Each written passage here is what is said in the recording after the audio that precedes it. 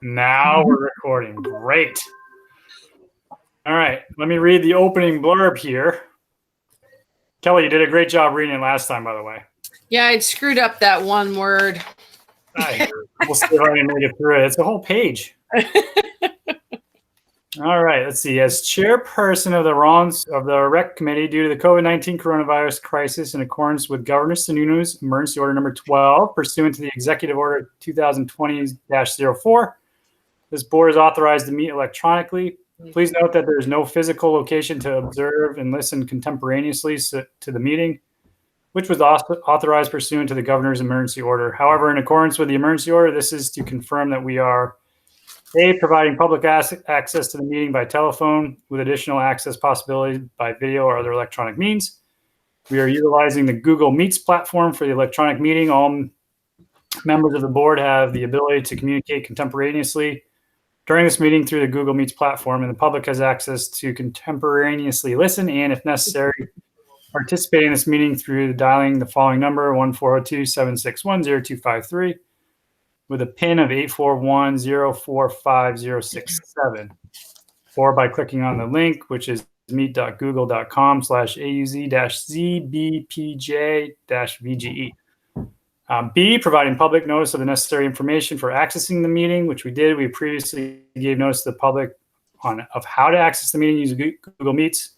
And instructions are provided on the town website at rollinsford.newhampshire.nh.us. C, providing a mechanism for the public to alert the public body during the meeting if there are problems with access. If anybody has a problem, please call 534-1049. or email admin@rollinsford.nh.us. D, adjourning the meeting if the public is unable to access the meeting. In the event that the public is unable to access the meeting, we will adjourn the meeting and have it rescheduled at that time. Please note that all the votes that are taken during this meeting shall be done by roll call vote. And let's start the meeting by taking roll call attendance. When each member states their presence, please state whether there is anyone in the room with you during this meeting, which is required under the right to know law. All right. Celia, you mind running roll calls for us? No. Mike. I'm here. And there's no one else in the room with me. Kelly. Yes, here. No one else right now in the room with me. Paul. Present and alone. David. Everybody else is in the other room having a meeting, so I'm here all by myself, and I'm sure they're not going to come back here. Lori. I'm here and alone. And Celia, here and alone. All right. Thank you. Now, I sent out the agenda late last night. Really, like I said, the only thing I was hoping to cover tonight is just the budget stuff. So I didn't have any comments sent by visitors. Did anybody else get any comments by anybody? No. No.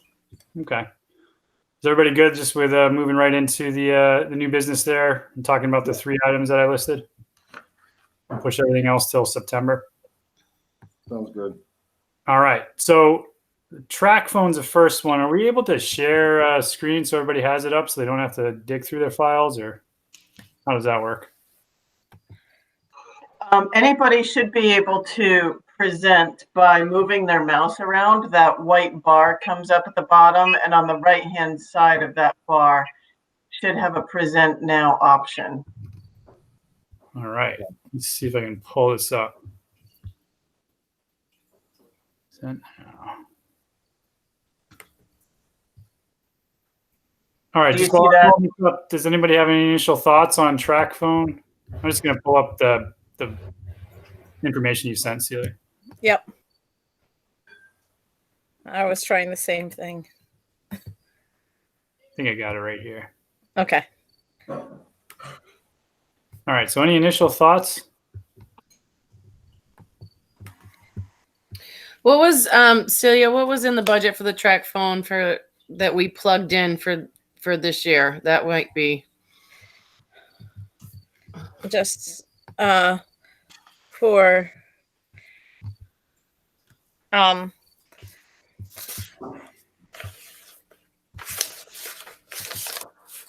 I am looking now.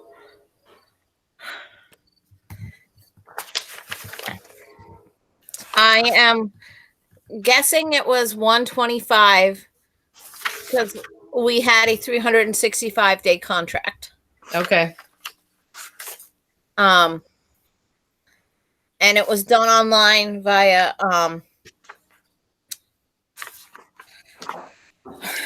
our previous chair, who's since resigned. Okay. But it was pointed also out at the last meeting that since we don't have a rec director at the moment or summer camp, that maybe we do a less expensive option that would just cover the summer camp, because we would have a phone probably at the town hall for the rec director. Can everybody see the sheet I put up? Yeah. I Okay. can. Yep. Yeah, I was going to say, unless there's immediate need to rush into renewing it, I would say we just put it off. Because you said, Celia, that we don't lose anything by not renewing it right away, right? All we potentially would need to buy is a new SIM card at some point. Yeah, and the SIM card's just $1. So, and the phone number is going to change. Yeah, So that's we have- It's a time thing of changing our paperwork to match the phone number and $1 additional expense. I mean, we really need it for July and August, right? During camp. That's about what we use it for. no, probably part of June. You know, we usually start in June, so So I guess probably 90, have to be 90 nine. days would be what we need it for. Yeah, and I think at this point it's already expired because it was August 15th or prior last year that we renewed it. So we, at this point, already have lost our number potentially and need a new SIM card. Okay. I mean, so really there's nothing that we need to do at this point. I just don't see spending $125 to have 365 days of service when we only need 90. Makes sense.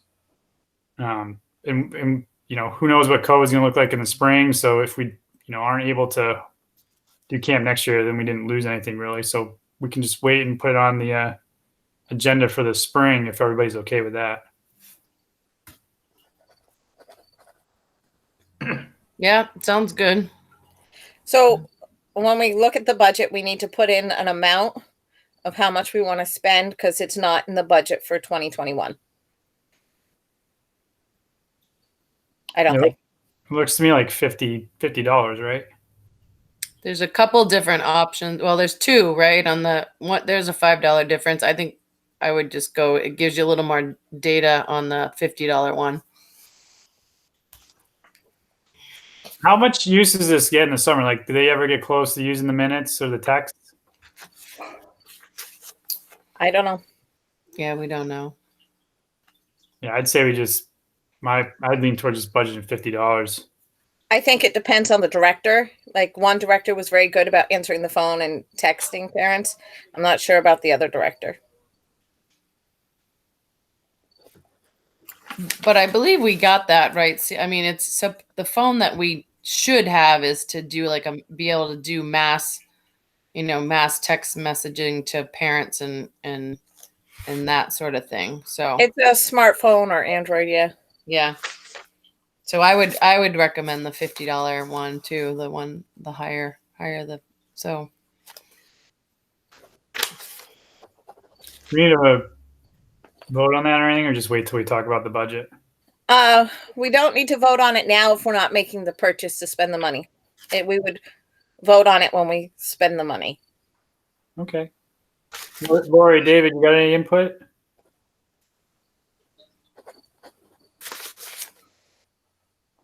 All right. I was just trying to unmute I'm using somebody else's computer and it's got a real keyboard and I'm not sure how to deal with it. Do we have to vote on it to put it into the budget? I guess we'll vote on the budget overall once we decide on that. Okay, cool. I'm good with that. All right. Well, I guess I'll stop presenting this one. See if we can manipulate the budget and put it up there.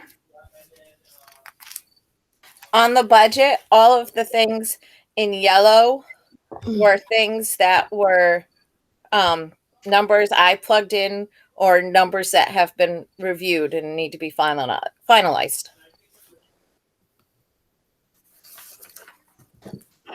All right. So do you want to lead the conversation, either Kelly or Celia, for this one? Kelly, what's your opinion? I can't see it. I can lead the discussion. I've got it pulled up on my computer too. You can't see it. I'm sharing it. You can't see it now? Let me make it bigger. How about you do the lead, Celia, and I'll plug in anything that wait, I'm trying to pull it up on my side too. Here. I don't know how to zoom. Oh, there's a zoom button. Is that better? Oh yeah, that's nice. There we go. Now we're talking. So this is what we plan on spending. The director's salary, assistant director salary has stayed the same from previous years. Counselor salary has gone up, even though the number of counselors have gone down. Kelly had a conversation with some of the counselors from last year that they have gone and found other jobs paying more. And so to get back returning counselors, we might need to pay more. Payroll tax is just based on the amount given to us by Caroline. Staff training is they'll have July 5th off because July 4th falls on a Sunday. So we usually give them the Monday, the closest day off. So they would have Monday off. And then there's one extra training day. So that would be 16 hours of training, 14 to 16 hours of training because it's 35 hours a week. The director and assistant director, that's worked into their salary. And that covers CPR, first aid, setup of camp, the meet the counselor night, and any other reviewing the handbook and meeting with the director prior to the start of camp. So then we have background checks. I'm not sure $300 is enough for background checks. We talked at our last meeting that all the staff over 18 should probably have background checks. And I believe they run anywhere between $40 and $60 per person. So then we're talking 5 of them would be getting background checks. And we're talking 11 staff if they're all over 18. That includes the director and assistant director. But we've never had a scenario that they've all been over 18. So, you know. And we also have had several that are teachers and stuff that have had it done through their other employment. So we could leave it at 300 too. Then we Want to have talk about it by block here. Just you have it broken up. Should we just talk about that real quick, then go to the next Sure. block? sounds good. So those are all of our staff costs, and willing to hear anything people have to say. Caroline, do you know what a background check costs these days? Any idea? $47. All right. Good job. So that covers more than I thought. Yeah, I think 300 would be good then. Should be. Any other comments, concerns about the staff costs?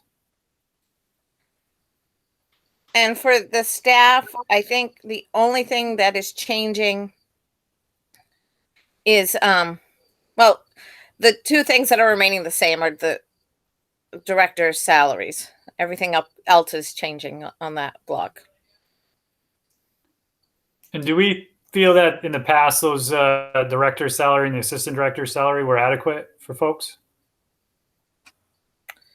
So, Mike, what happened from last year? Well, what would have happened from 2 years ago? This was the salary that they would get for an 8-week session. And then we decided for this coming up summer, there was a 7-week session.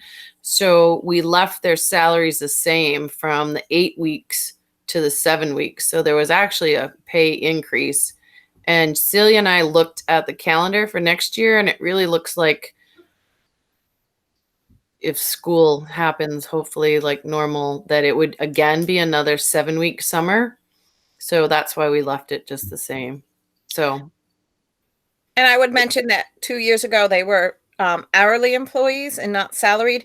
We found out they did a lot more work outside of camp that we ended up going over budget with. So this allows them to use some of their salaried hours for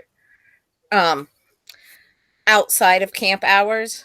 And maybe Caroline can address this. We've talked in the past about putting in a meeting stipend for them to come to meetings before camp season starts, like in May or something, so that they can be paid for coming to a meeting and finding out what they need to do.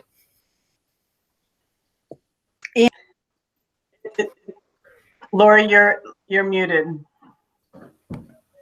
I clicked it, and at the end of camp, we had them come and tell us how things went and what we could improve on and their needs.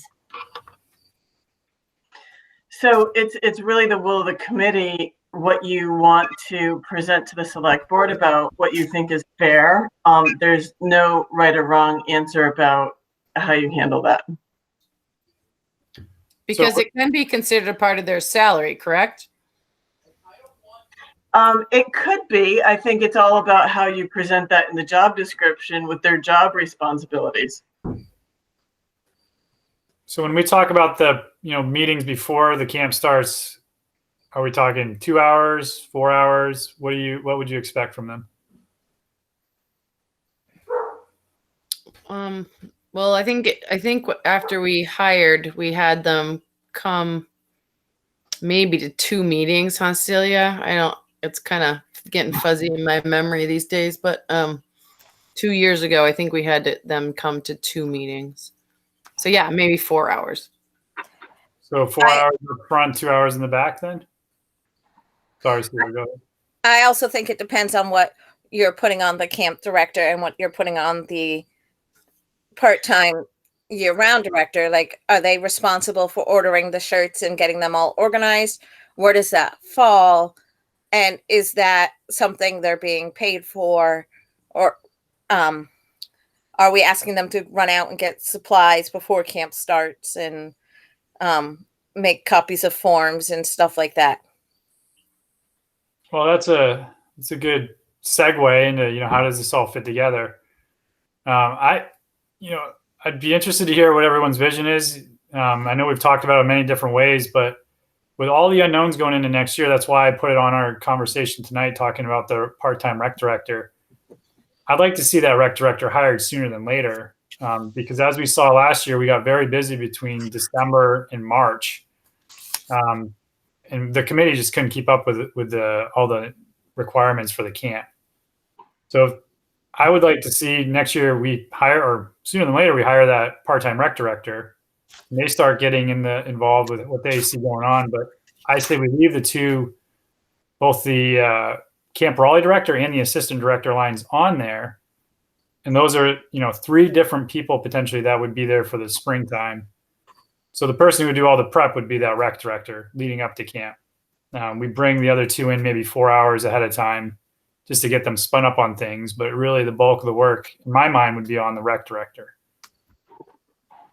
I know we've talked about it many different ways. Maybe the rec director becomes the Camp Raleigh director or vice versa.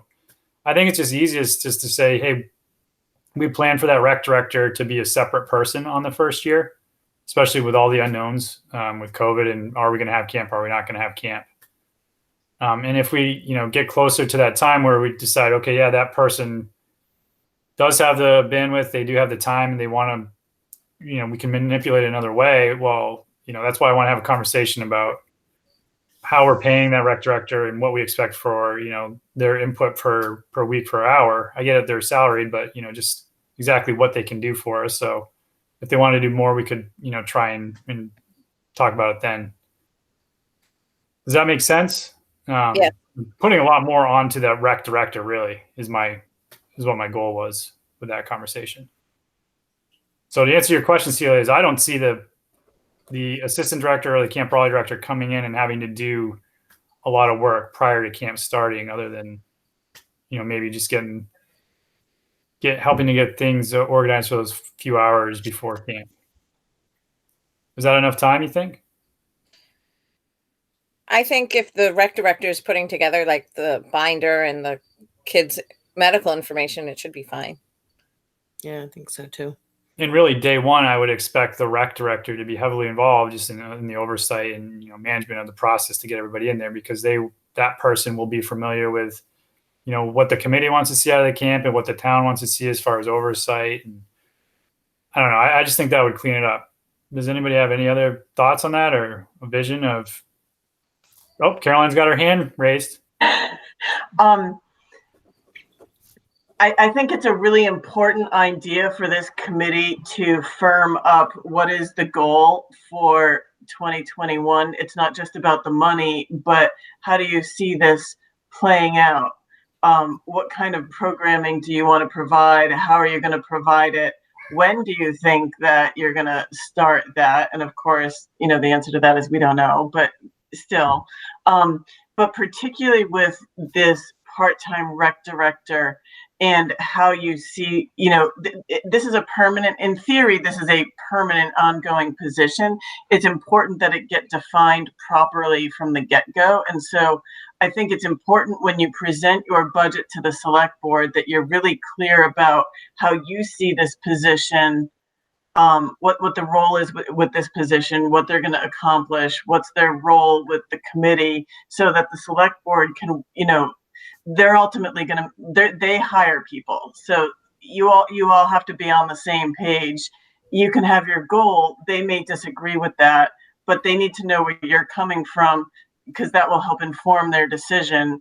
But the budget, when you present the budget, that would be the appropriate time to, since you're there anyway with them, to talk to them about the whole budget. Yes, of course, but also this position is really important, that everybody's clear and on the same page with what the responsibilities are actually and what the role is and how it interacts with the committee and the summer rec director and other staff and like that.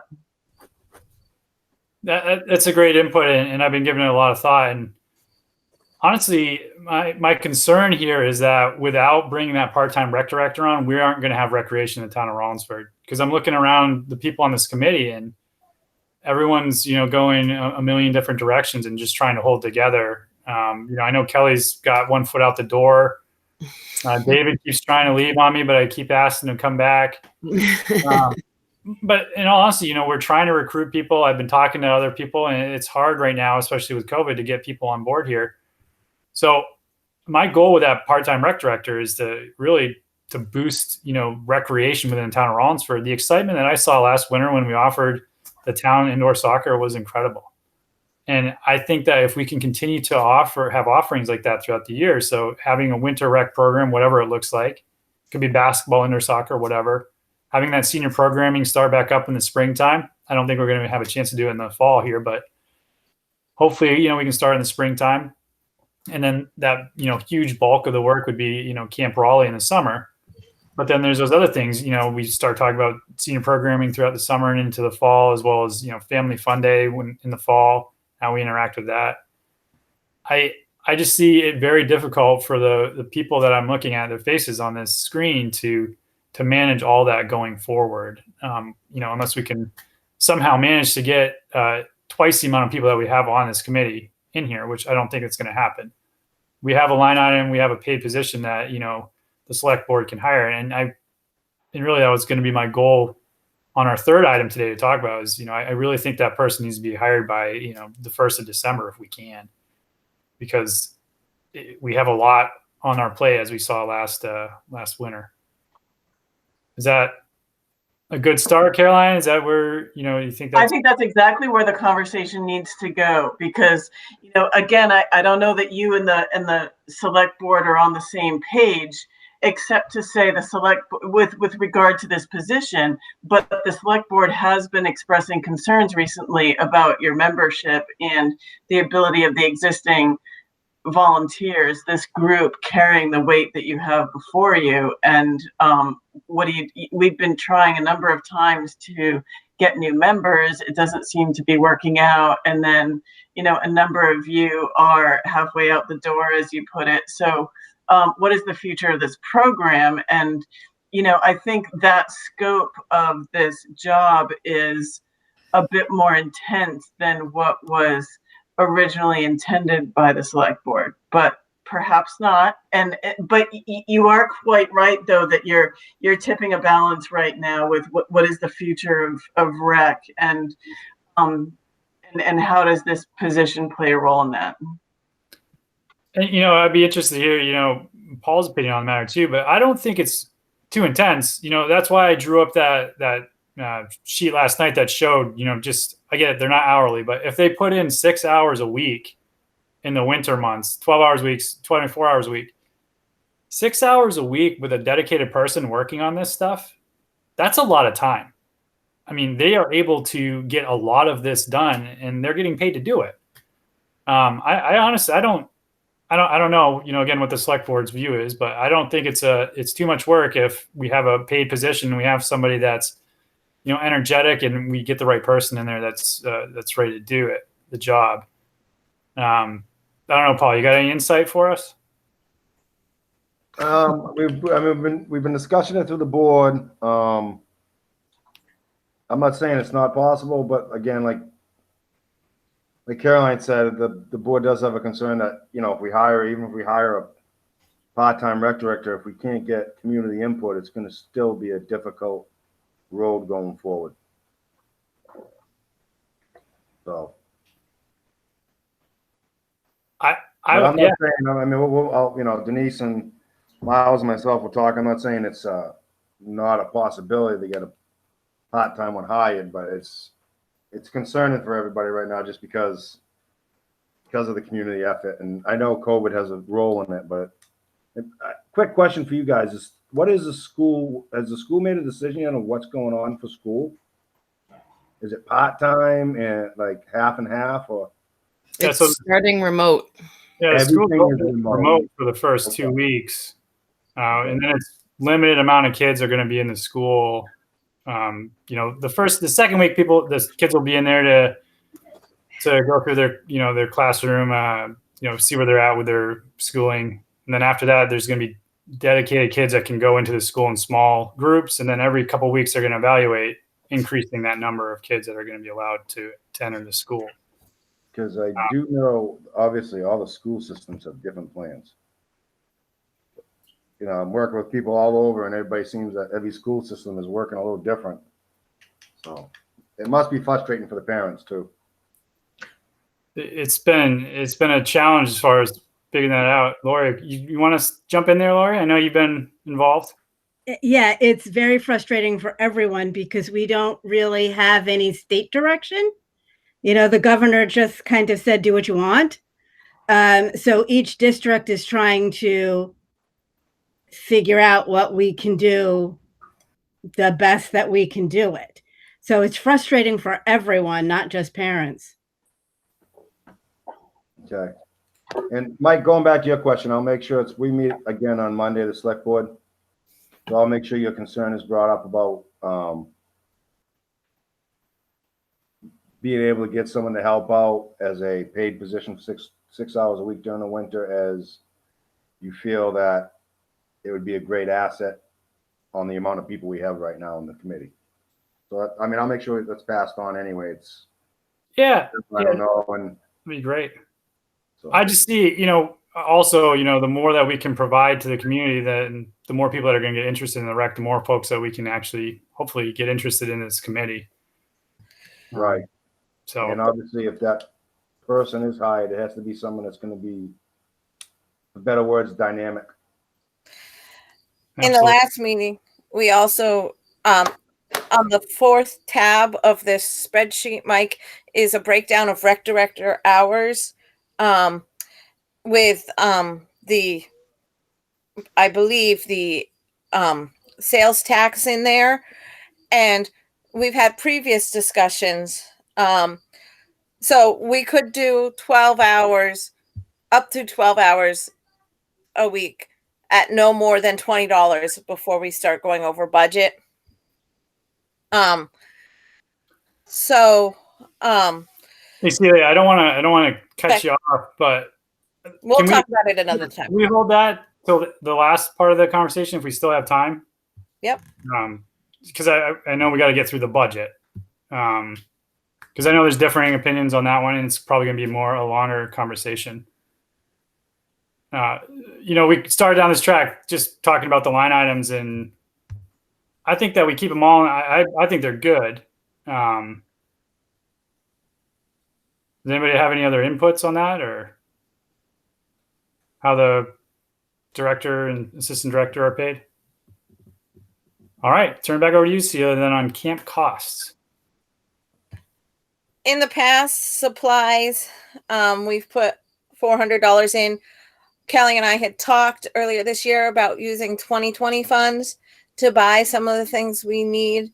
We might want to put money in there if we're thinking about the track phone, if we're thinking about buying any snacks to start camp initially with, any other equipment needs, that would all go in our arts and crafts. Anything we feel like we need on hand to start camp with would go in that line, or that we would need throughout the summer. Transportation, that's based on a number of field trips. And just in a couple years ago, we had water issues at the school. We had to leave. If electricity goes off or something, we have to leave. There's one extra bus built in there. Then one extra bus than is scheduled for. T-shirts, we brought that down thinking there'd be less campers this coming year. Staff certifications, Caroline looked into the price. That I think from the email I got from Caroline would cover like 10 staff getting their certifications through the fire department. The food and drinks covers pizza that we get. It's down a little bit based on lower number of kids, and maybe lower number of kids. We could buy snacks with that. Activities covers our state park passes, the indoor pool, and the movie license would be in there and stuff like that. And then Kelly and I talked about doing a special trip at the end of the summer to cap things off, or if we have a contingency thing where we don't have power at the school or water, then they can go to someplace local, and we would cover the costs of that. And that's, of course, offset by tuition, since we made tuition all inclusive. The contingency and emergency fund is in case we go over. And then advertising and printing, we last year Denise paid, or I don't know if Denise paid for it or if it came out of our budget, a sign to thank all of our donors, and that was under $100. But I also noticed that we printed flyers and stuff that cost a couple $100. So that's for flyers and announcements and stuff like that. So we're not forcing the town to eat all of our costs, or the school. All right, I guess we'll start at the top. Anybody have any input? I would suggest that you start with something in supplies. So if $400 seemed workable before, you may have slightly fewer campers this year, but it's a good number. It's a better number to start with than zero. I would suggest you put something in there. Yeah, I was going to say the same thing. I'd say we just start, put 400 in there, because I would, hesitant to spend any money, right now on the camp, especially we don't know if it's going to happen with COVID and everything. So if we bought supplies out of this year's budget in anticipation for next year, and then like you discussed last meeting about storage issues and stuff like that, things might get ruined. I would just put 400 on there. Does anybody have any objection to that? No, what I was going to say is last year, Rich was very generous with letting us print things here and there at school. And with so much unknown at the school, we may not even be able to do that. If our budget gets frozen, he may not be able to do that. So I think we really need to, I know he would be willing to, but there just may be other constraints. That's great input. Thank you, Lori. All right, so we'll put 400 back over there. Are you updating this as we go, Celia, on your side, or how are you? I'm going to update it after the meeting and I can forward it on. Transportation, anybody have any comments on that one?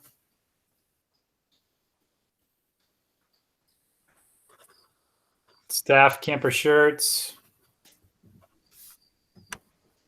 certifications, food and drinks. I mean, I think it all looks reasonable. All right. So the bottom line then for Camp Raleigh is this 51,000. Is that true, Celia? Yes.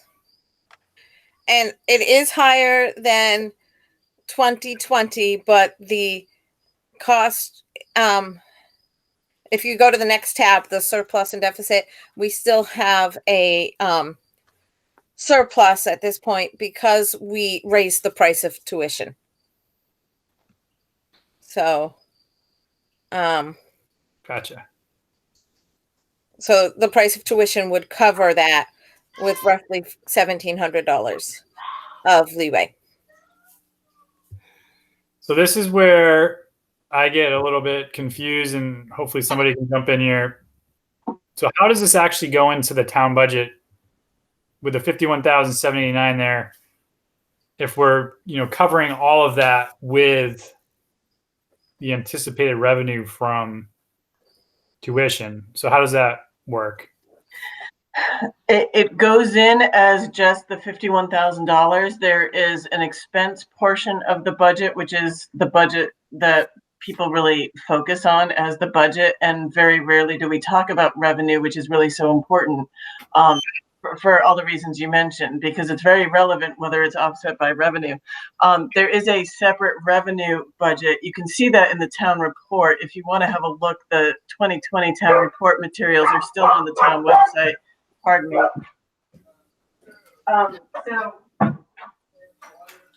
So it is up to the select board if they want to break down the budget into more lines to create more detail. But as you see it here, those blue lines are the lines in the official town budget that you have Camp Raleigh and Family Fun Day, the Thanksgiving Day Parade, and Winter Rec.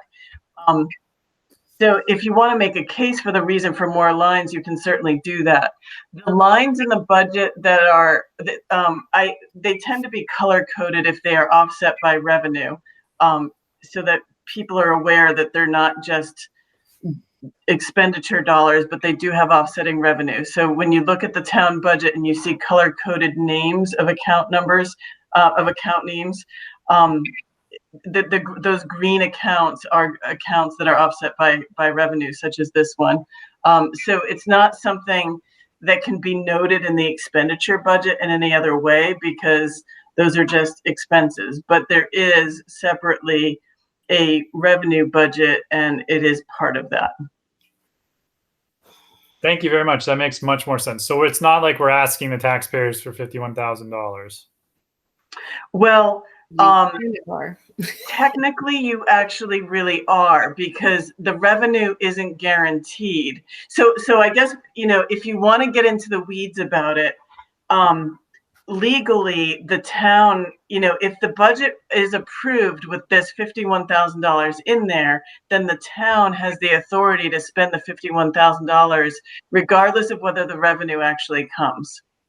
So that money is raised by taxation, it's put in there with the premise and the conversation that you are expecting revenue in return, but the select board has the authority to spend the money for a different purpose that does not have offsetting revenue.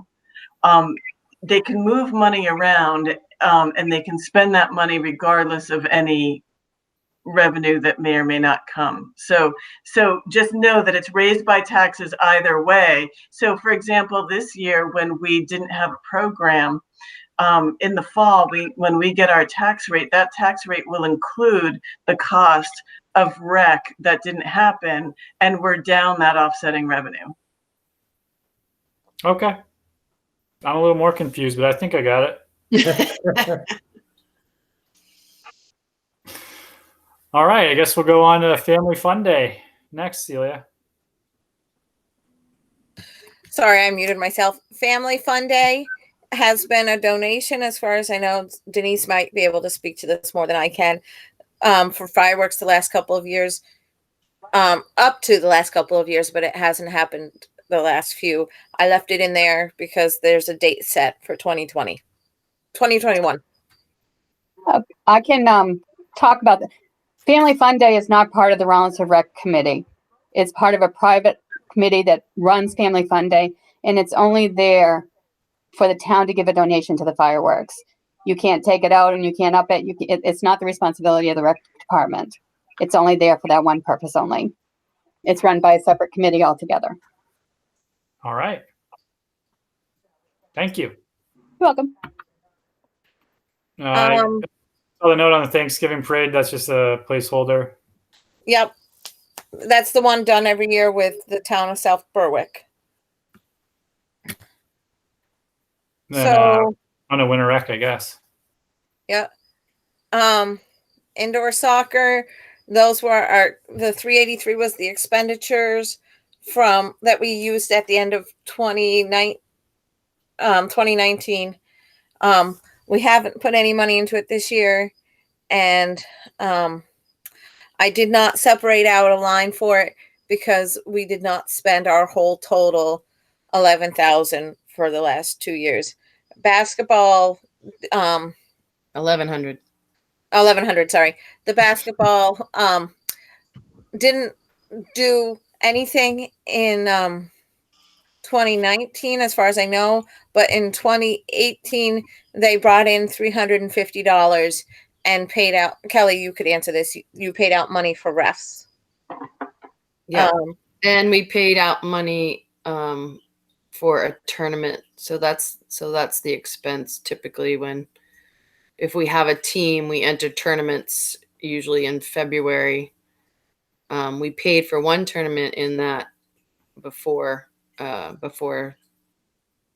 2018, right? For the 2019 season. So we paid that. And then originally the number 1,100 was put in there because that's how much it costs to buy a new liner for the ice rink. However, the people who had volunteered to run the ice rink are no longer involved in it, and we've never actually replaced the ice rink liner, which has been damaged. That's what the other winter rec line covers. And in the past, we've talked about maybe doing a ski bus to Gunstock or another ski resort, but there are other communities that offer it to Rollinsford residents too. So it's never been something that we've pushed forward. So for when you were running basketball, Kelly, how was that set up? There was a fee to join the team, or was that all covered by the town? Yep, no, it was a fee to join the team. I think, gosh, at this point, I don't even remember what we charged. It might have been $25 a kid or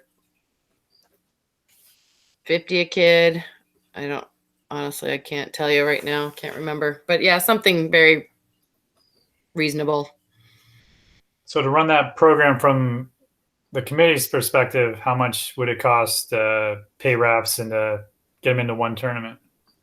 Refs, well, it's kind of nice when you only have to pay refs for the home games. So we only had, I don't know, maybe 5 home games. They were like $35 ref typically. That might be a little higher now, might be $40 a ref. So we did maybe 5 games. A couple of those games, I got a volunteer to do it for us. And then tournaments are what is pricey. So they're like about $200 a tournament per team. So that's the thing. If we have multiple teams, you know, the last year that we had it, we only had one team. We had a 4th, 5th, and 6th grade boys basketball team. You know, in the past, we've had 4 teams. It's been a while since we've had that, but there have been, you know, 4 teams that have been entering multiple tournaments. So I don't honestly see that scenario happening, but I don't know. It seems like basketball's on its way out. I don't know. Well, maybe we can find somebody in the community that's ready to revive it. You never know. I did meet one of the parents last year during soccer. He said he was actually helping to coach a program in Dover. So maybe he'd be interested in helping us out here. So the costs that you were charging, that just covers shirts and basketballs, or what is that actually? So before this committee took over, there was another group that had it. I have, which actually we probably should go somewhere. I have uniforms here at my house. So we had all uniforms. We bought basketballs probably a couple of years ago. So we had plenty of basketballs. So we didn't have to pay for any of that. So we have really nice uniforms. They're like not just a t-shirt uniform. It's Rollinsford, and they're nice. So we haven't had to purchase any more of that stuff. Well, that's good. Yeah. Yeah, I have boys' uniforms. I have girls' uniforms. I have smaller ones, larger ones. I can bring that to Caroline at any point in time. Yeah, we're going to store stuff in the attic. That's what it sounds like. Anytime you're ready, we can put stuff up there. So the 1,100 seems arbitrary, especially when you said it had to do with the liner for the ice rink. I mean, I don't see anybody on the committee that's championing that one this year. Do we want to reduce that, or, I mean, I don't see us buying a liner for the ice rink. Unless somebody wants to take that. David, you an ice skater?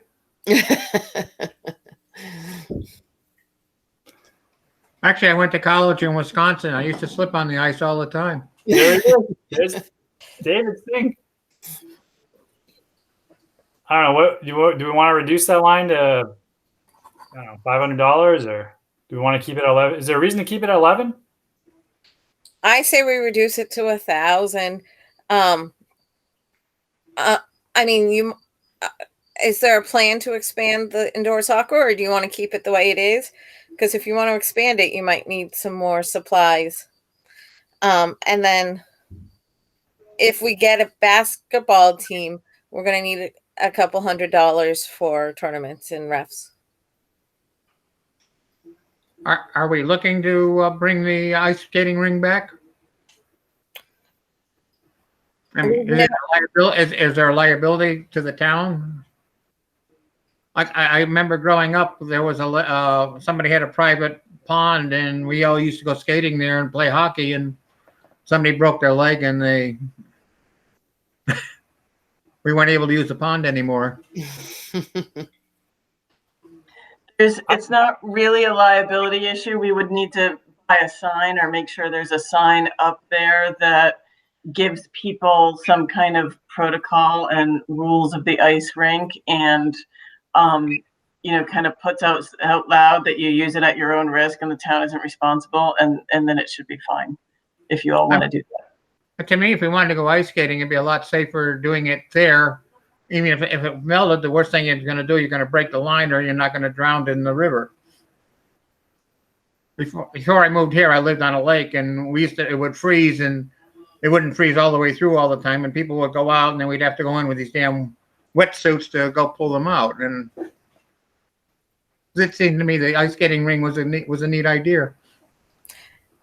A couple years ago, we did have somebody step up to say that they were willing to help with it, and then we never coordinated it. And then the fire department usually helps. Like one year, they flood it with water from the fire department because it's right next to that ball field on top of their leach field, and they're the ones that actually picked it up after the volunteer left, volunteer family, and they stored stuff. And like I think it was George said he would be willing to store a new liner at the town shed if he has space, so it didn't get damaged again if we decided to go with a new liner. No, it just seemed like something that it would kids like to do it, and it's more safe than doing it out on a frozen pond. It was also the number one thing that people talked about when I sent out the senior surveys in I believe it was early 2019. A lot of people wrote back saying they wanted to see the ice rink come back. We've just not had the volunteers. We have to contact them, make that happen. I mean, Well, we you have need to find volunteers. So the reason it went away is because the volunteers who were working on it got really burnt out because there wasn't any help. So anytime it snowed, they had to shovel it out, and there wasn't anybody to help with that. So everybody wanted to use it, but nobody seemed to want to create a shared schedule of responsibility of maintaining the ice rink. So just keep that in mind. That's something that you'd have to think about and work out if you wanted to move forward with that. I think it's a great idea, especially if you think of, COVID lasting probably into the winter. We potentially could have, the ice rink where people could actually get out and do some recreation outdoors and be socially distanced and get some exercise. Maybe we could find a use of Boney, make it easy. There we go. Mike, may I make a comment? It's Denise. Hi, Denise. Hi. I just want to make sure that before you commit to it, that someone talks to the fire station fire chief, just because it is almost a day-to-day activity for them to have to water that rink, especially if it's highly used. So, and they had shortages of volunteers towards the end, and that's why it stopped. So I would just talk to Mike Rutherford and have him talk to his staff and see if anybody's willing to, step up, because if you don't have them do it, it's not going to happen unless you get rain, because it comes in from the inside the fire station. What are you doing? That's a great point. Thank you, Denise. Yeah. Okay. So I guess we should leave it in there for now. Does anybody have good contacts over there at the fire department? Want to take that one on to discuss with them if they're willing to help us out? Somebody want to send me a name? I'll make the call. See, All Mike, right. I can actually do something. All right, David. David, you could, it's the fire chief is Mark Rutherford, but they're also there on Monday nights. So you can walk in on a Monday night and talk to the chief or firefighters there. I'll wear my old hazmat suit. So I guess we'll leave that in there. If we hear from them and they say they can't do it, maybe, by the time we have our presentation with the select board, that comes off. But if that 1,100 just covers the liner for the ice rink, then we probably needed to add something to that, maybe $500 to cover miscellaneous expenses if we are going to try and do basketball. Well, yeah, if there's any type of basketball, you'll need some money in there. And Mike, are you planning on doing indoor soccer again, or is that up in the air depending on the school? Yeah, it's kind of up in the air, but I would love to organize it again. But that 383 really covered us and set us up. We got everything we need now, and it was I think the formatting last year was fine, so I don't see any additional expense this year. We have all the balls. Really, that was the big thing. I was under the impression that there are no outside groups in the school as of right now. Is that true, Mike? You're absolutely right, Lori. As of right now, that's why it's tough. I like to say be optimistic, say this thing's going to go away, but I don't think it is. You know, we started the talk in January. I really don't see us. Once we get into the flu season, I feel like things are just going to probably get a little worse. But I'd love it to go away. it could magically go away. You know, Mhm. that'd be something. That's why I guess, you know, it would be worth pursuing if the fire department is willing, the indoor or the outdoor rink there, and spending that money on that to get it back up and running. But do we want to consider just putting an extra $500 on that line just to cover the winter rec, the other winter rec, if it does come back? I mean, if it doesn't, obviously we won't need it. I say we go ahead and raise it. I don't know if you want to raise it to 1,600 or if you want to raise it to 1,500 to make it more even. That's up to you guys. 1,500 sounds great to me. I don't hear anybody else. Do we Yeah, have- I think 1,500 is fine. I think, you know, with everything going on, like you said, the possibility of, I don't know, having a tournament or having a team, I don't know. So yeah, if we make it a minimum. It might give us some extra money to support the ice rink too. I don't know. Do we have a size, actual size of what the liner, the existing or the liner no longer exists was? So we, an idea to get for pricing? I would ask the fire chief if they still have the liner. At one time, it was stored behind the fire station during the spring through fall, and that's when rodents got into it and it was rolled and it cracked. So he might be able to give you more of that information. Sounds like I got a fun Monday coming up. Yeah, is there anybody else in town that was involved in it before? Maybe, you know, Caroline, do you know, or Denise? Paul? The people who were, the volunteers who were involved in it were affiliated with the fire department. So I think if you ask the fire department, does anybody know what the liner was and how do we buy the same thing again? They know amongst themselves who to ask to get that information to you. Cool. And how was it set up? You know, what was the framing that held up the liner? You know, I think it's a wooden frame with some kind of plastic liner that sits in the wooden frame. so. The That's frame correct. still exists somewhere. Well, It's I still think the out wooden there. pieces are somewhere out there. Yeah. Sean, the assistant chief of the fire department, was the one who really organized it a lot. So he might be a point of contact as well if someone goes over to the fire station and talks about it. It was him and his wife. And you can actually measure it because it's the in depth on the side of the fire department.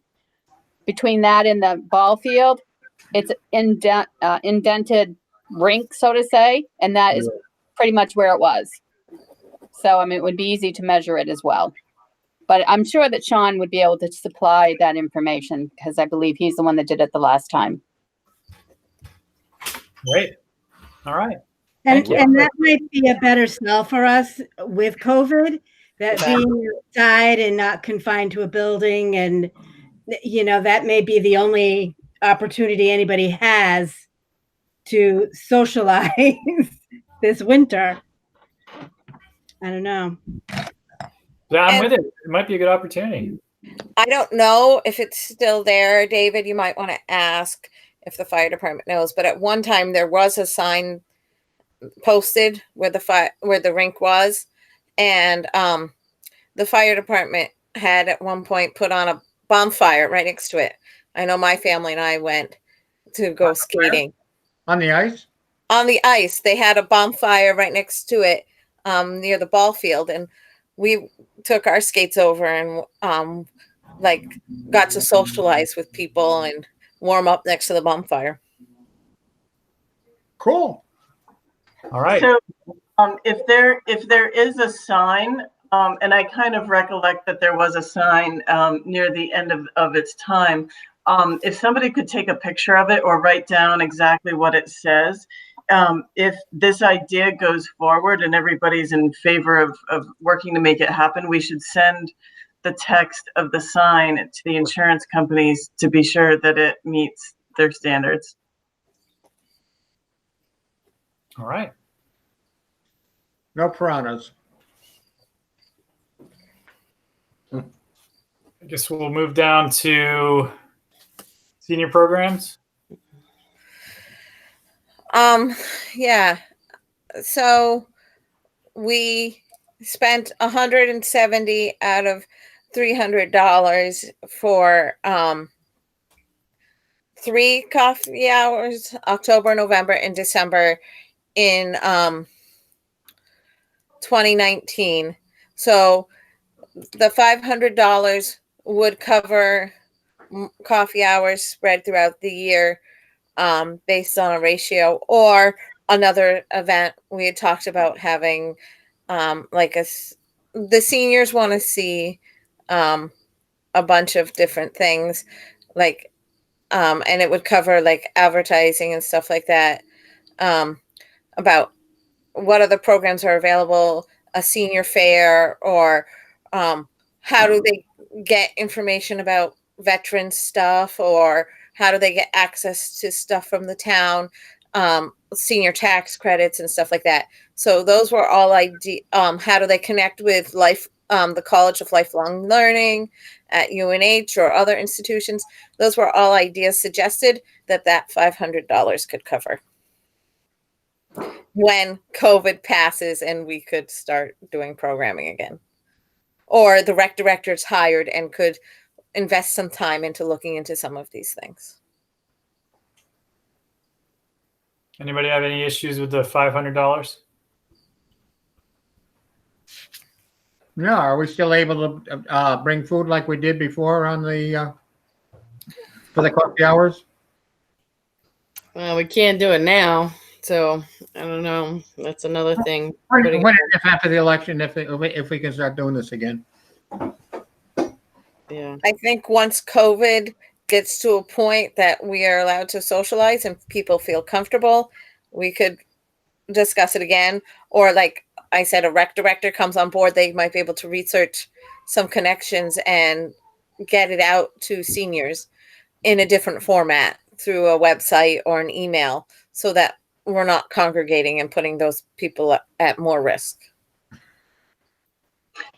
You might also, when you decide that you're ready to do programming, I know that the school is on your radar because most of your programming takes place at the school, but the senior coffee hour was at the community room in the library. And so just keep the library on your radar to talk to them ahead of time about what the rules of that meeting room are when you think you're getting ready to use it. I'll definitely take a note of that. Thank you.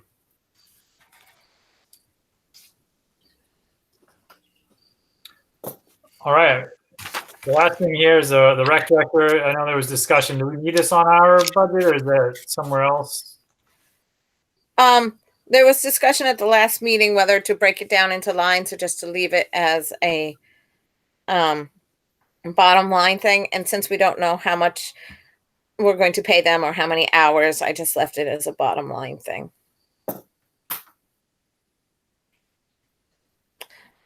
Well, I thought in the job description it said 13,000, didn't it? I thought it was a salaried position. Isn't that what Denise you shared with us today? That is correct. I sent you the job description that was approved by the select board, and it showed the salary range. I have not had a chance to review that. I got back just before the meeting, so. I can pull it up. I don't think that was I think it just said a flat 13. Is that? Yeah. It said paid bi-weekly 500. So the salary is 13,000.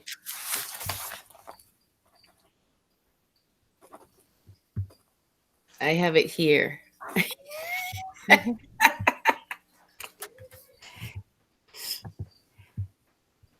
right. That's my tech savviness right there. So would they be working from the beginning with the pre program and the post program? So doing like basically 55 hours a week on a full week?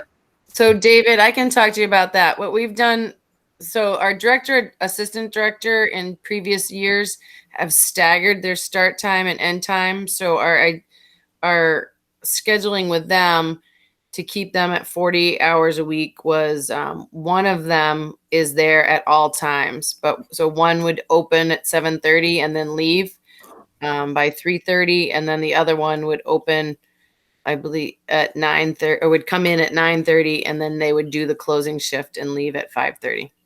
So that's how we figured that out.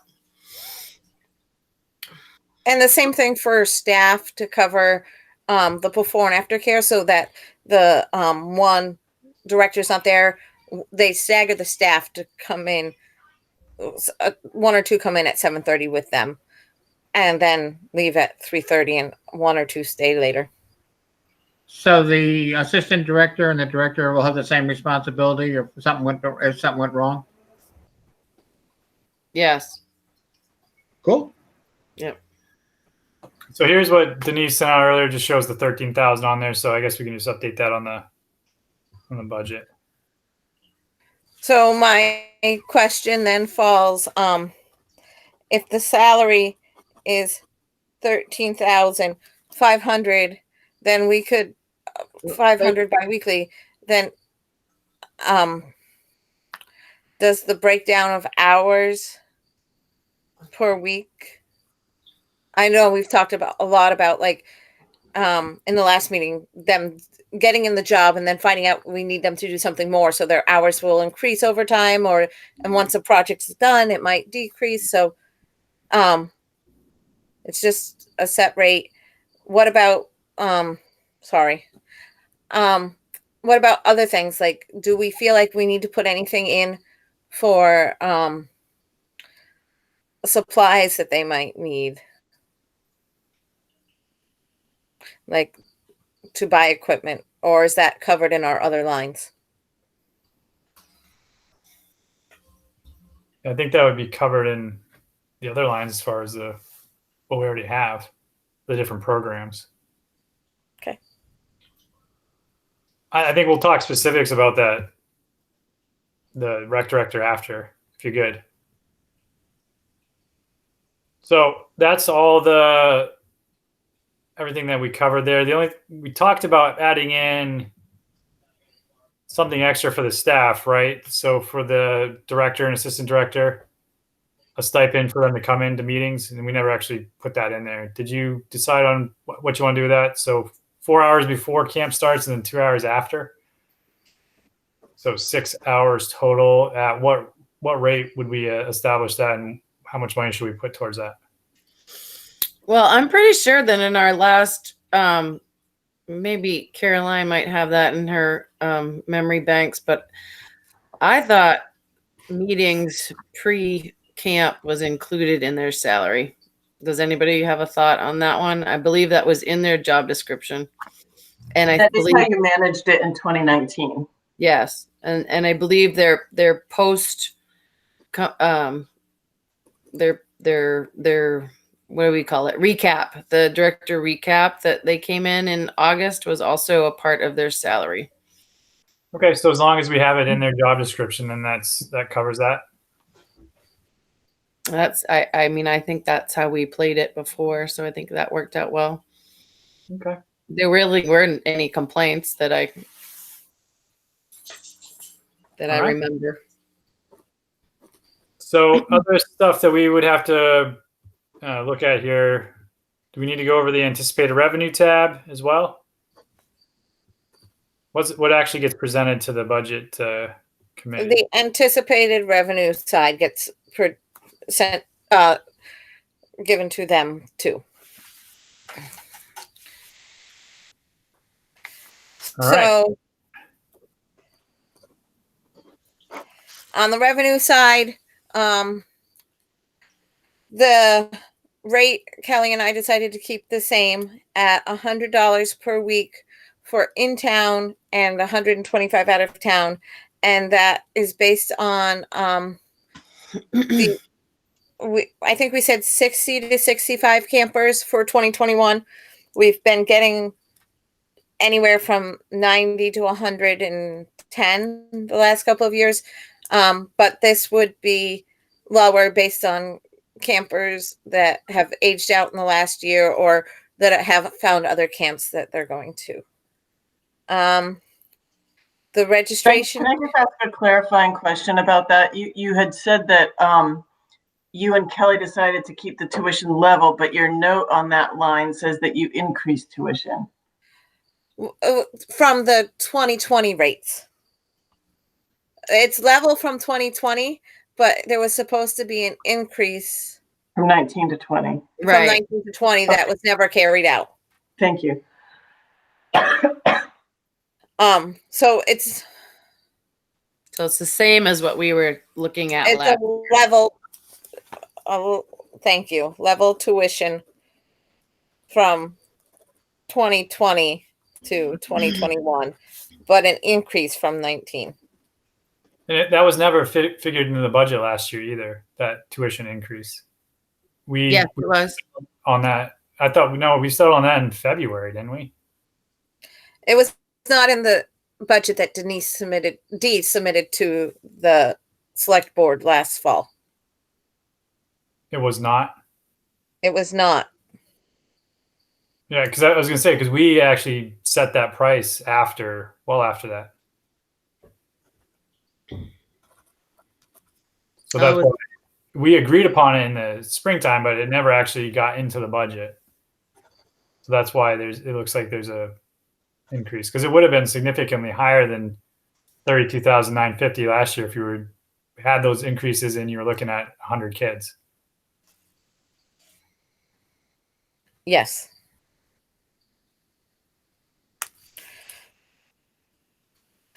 The registration fee is based on the same number of campers that Kelly and I budgeted for, or based on the lower number of campers and a proportion based on what we had for the 2019, based on 1 family, 2 family, and 3 family combinations. Before and after care was based on the percentage that we have seen in historic numbers, and then shirts that was based on previous numbers from 2019,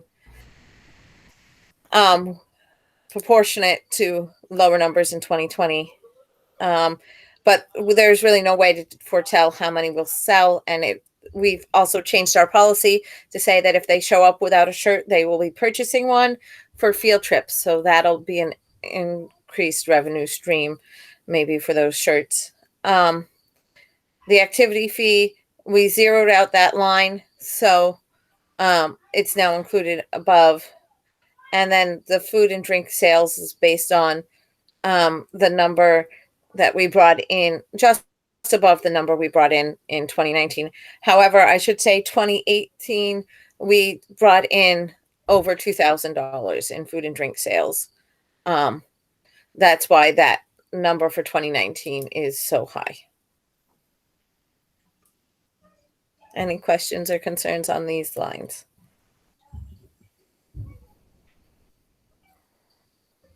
All right. I don't think so. So we did get programming and grant funding is there. Fundraising direct or scholarships would, if we had gone with the number that was in the budget per camper, $990 would have covered 3 campers in 2020. So with the increased tuition, that's the $1,200 would cover 2 campers in 2021. And then the fundraising, donation, and sponsorships are donations that we usually get from like C&J. They've given us $1,500 in 2018 and 2019. We've gotten other ones from different companies in smaller amounts through the years. And we also have put out jars at town meetings and voting days and sold donuts and coffee, and people give a donation. So I had a couple questions in this. Last year, Family Fun Day paid out money directly to Arch, or the Wentworth House here in town, which gave a program based on to the Camp Raleigh kids, but we never saw those funds. They went directly from Rollinsford Education Fund Yeah. Or yeah. to Yeah, it was already not Family Day. Yeah. sorry, Yeah. Rollinsford Education Fund, right to Arch. So we never saw that fund, but it was a program that was included in our programs, and I don't know where to put that. And then we've gotten, I think we got between $800 and $1,000 in vouchers from Dick's Sporting Goods in 2019. And we've gotten other gift cards, and I don't know if that needs to be reflected anywhere in here.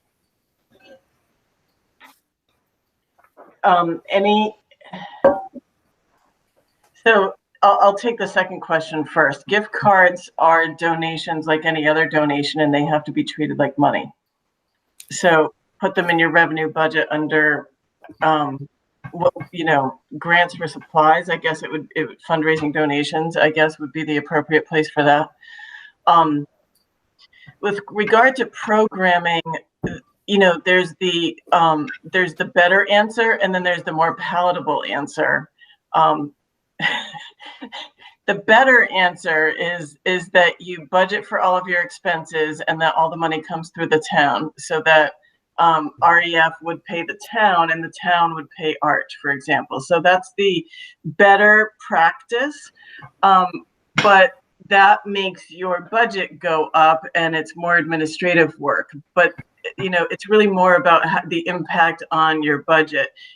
Like you were saying, Mike, with the $51,000, it's easy to make that $75,000 if you have the offsetting revenue. Hey, no problem, it's a wash. But there's still the sticker shock of seeing 75 instead of the 5,100. It looks like a huge jump, and you have to get through a lot of conversation before you get to slide in, oh, but there's revenue to cover it. And this is kind of another case of that the part that's not so palatable about it is that you have to budget for those expenses, so your budget looks larger than it would otherwise have to be. But from an accounting perspective, it's the better, more accurate way to go. So the more palatable way to do this is what happened this past year, which is to just direct REF to please pay Arch directly, and then the whole thing is kept out of the budget. So that's kind of like the easier thing to do, because then you don't look like you're spending a lot of money, but it also isn't as transparent about the cost of the programming and what you're doing. So Yeah, I'll talk to you about REF. REF doesn't pay a third party. We always pay directly to the organization. Being the treasurer of REF, I only pay who the end user is. So it really shouldn't have even been part of the scholarship, because it was really in your line, because you're not paying it out either. So you can ask for a scholarship, but it's not a scholarship as part of your budget, because we paid them directly, and that's how REF will always pay. So that's just our rules. So going forward, if you're going to get an REF scholarship, I wouldn't have it be part of your scholarships in the budget. in the past, we've gotten a scholarship from the Police Benevolent Association and St. Mary's Church. The both of them, and the Legion came through one year with the auxiliary ladies came through with scholarships. And we've learned in the past that sometimes it's better not to have funds designated for a specific purpose, because then they have to be used for that purpose. And we do not always get community members meeting the criteria for that purpose. Like the scholarship has to meet a certain criteria, and we have to have that number of participants interested in using them.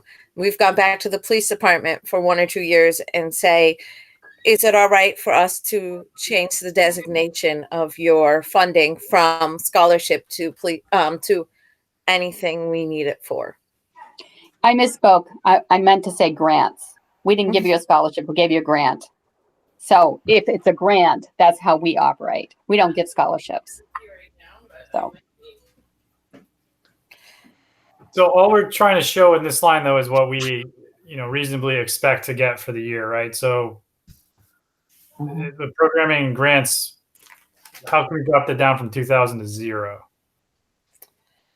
Because it got broken down into the other categories. I believe. Like we did not get any. It said 3,000 almost in 2019, and then it got broken down for the 2020 budget into scholarships and then fundraising, donation, and sponsorships. I gotcha. So we didn't actually get any grants. right, and the second option that Caroline was talking about, where the town gets billed for something and we pay it out, and then the money comes in, or we send an invoice to someone else. That's how C&J works with their donations. They like to see that we get, they like an invoice of what we paid their funds out for. All right, that all makes sense to me. I mean, is there any other input for these items? So should we keep that line? Even, I mean, what if we get a grant? I don't know if that. If you get rid of that grant, you can combine these lines to, just call them miscellaneous donations, and in the notes you can call them fundraising, sponsorships, scholarships, and programming grants. You don't. It's all about how you want to keep track of your money, but and it's about how you want to present how you think you're bringing in money, but that's not how it's going to be represented in the town revenue. So just keep that in mind. But you can still accept the money. You'll still have authority to accept the money if you have some revenue line in there that says something akin to what you have these accounts named as. Can we only go up to what we put in the budget, or can we go over that amount? You should always be soliciting donations and scholarships and grants with the permission of the select board, but in as much as they are allowing you to go seek funds or seek additional funds, then you can do that. You're not capped by this.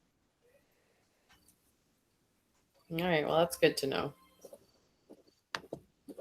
So I'm hearing we can leave it as is, and we can, maybe readdress it for next year if we want to rename them.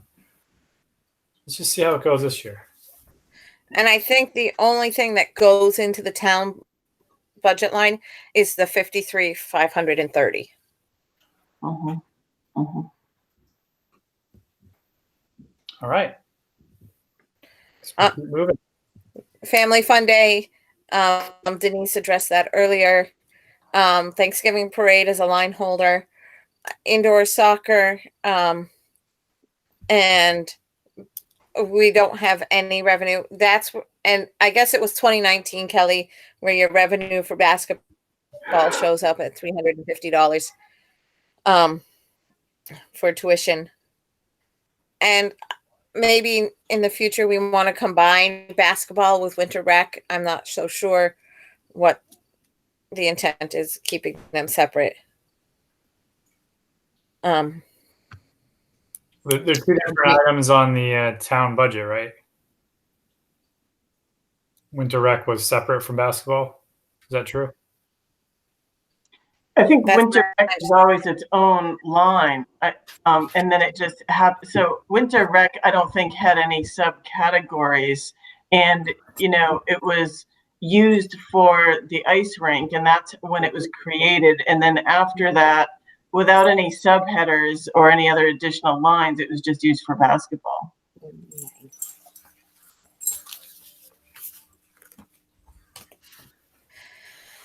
Where does the 1,100 on the revenue line come from here? It's a town allotment. So the winter rec line, the senior rec line, and the rec director line, those are all town allotments. Those are funds given to us by the town to run these programs. And maybe Caroline can address that more. So I would say there, it's expected revenue to offset the cost of the programming. So if you're going to have a coffee hour, then it's you have the expense in there for $500 that you can spend on coffee and donuts and whatever it is, programming, whatever it is you want to do, but you're acknowledging that there is offsetting revenue for that programming. So yes, you can upfront that cost if you need to buy donuts and programs and coffee ahead of time, then that's in the budget for you to do so. You would always need the committee and select board's authorization to do that. So it's not just a, here's $500, go figure out programming. Okay. But instead, this is the plan, this is the purchase, and how the purchase is going to support the plan. And then you go through the process to get your approval to spend it. All right. Got it. And for the rec director, we talked in the last meeting about when that person comes on board and maybe running more programs, whether it be like a pickleball league or a volleyball league or some other, they start a running club or something, or a knitting group or something, that they might offer a class or something, that they would then be getting programming money to offset their salary and so forth, and the cost of the programming. Okay, so nothing on there yet, but potentially in the future. Right. All right, so And so those lines should probably be changed, I think, to like programming or whatever. so what else do we need to look at in order to vote on this budget before we? It's a separate attachment. The write-up explaining to the select board and the budget committee what we are doing with the funds. Do we have to The approve Word that, document. or That will go along with the budget. we do have to approve it before we can submit it? I'm deferring to All right, Caroline let on me that pull one. It should come from the committee and not just one person on behalf of the committee. You need to make sure that it represents something that you are all agreeing upon, but that you are, it's a text to support your budget that the select board and the budget committee can reference later to remember what your intent was with this budget. So you can have a multi-year plan, that's helpful, but at the very least for 2021, this is what we're proposing, and this is what we hope to accomplish with these funds. These are the goals, and these are the outcomes we're expecting. Has everybody had a chance to read through this document? Yes. I mean, I read through it. I didn't see any major concerns. I think it was a decent narrative, and it explains what we're trying to do. Does anybody have any input?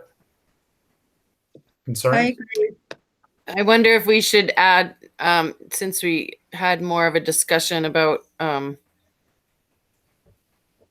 the ice rink, maybe that deserves a sentence or two. If we're gonna go forward with that. I wonder if maybe we can hold off on adding anything in here just until we find out if it's feasible. If it changes, obviously between now and then, when we have to present this, we can just speak to it.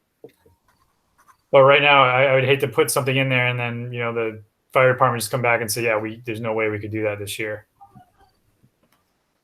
I will do my best to get with them next Monday and see, where we're at. I'll probably send a blank email to the fire department saying, okay, here, I'm on the rec committee. I've been asked to explore this. Who do I need to see, and what do you need from me to make this work? You got this, David. But I believe we have to do this budget and hand it in right by tomorrow, don't we, Caroline?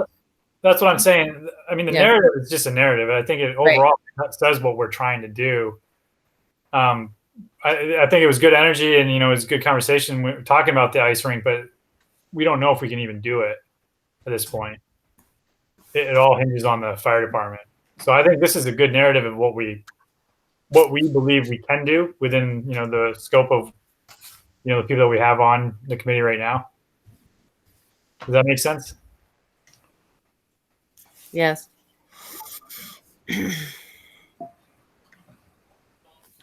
So does anybody have any changes to this? No, I think just a comment. I mean, once they bring on a director or a temporary director or however they're going to define it, they will have a straight line to the select board.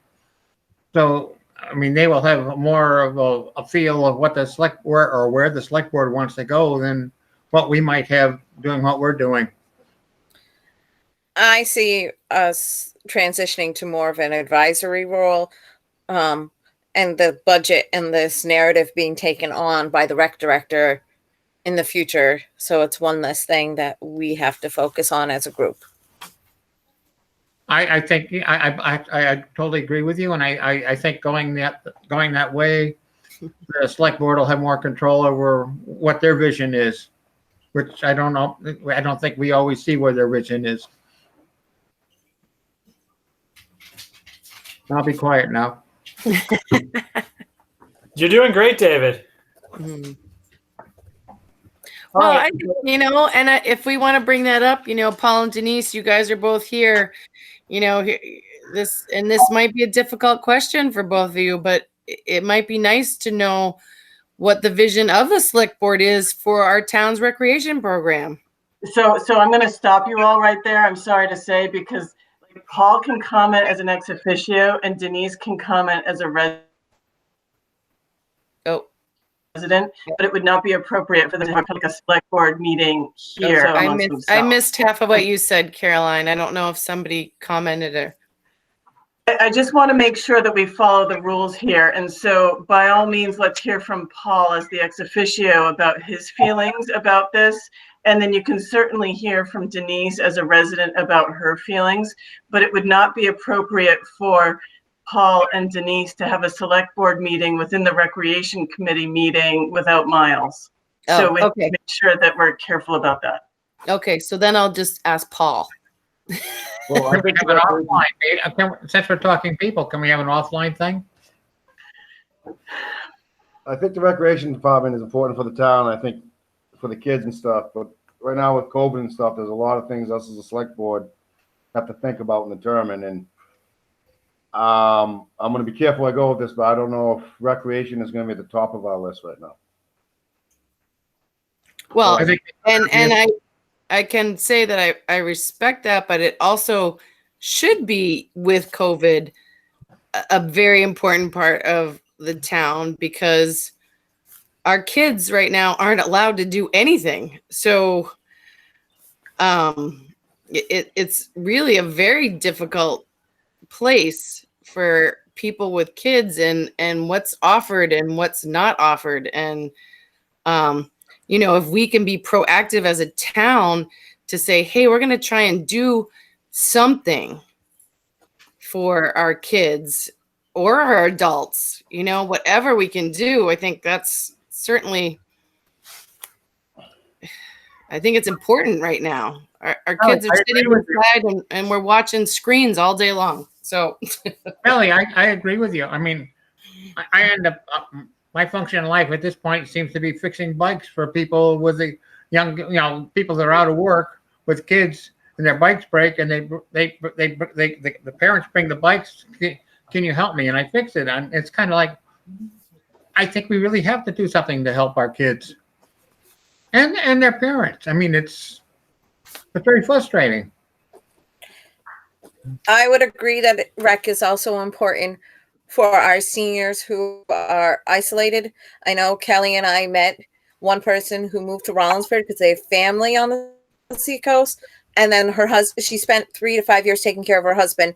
Now she's a widower here in Rollinsford and knows very few people because she was isolated at home for so long.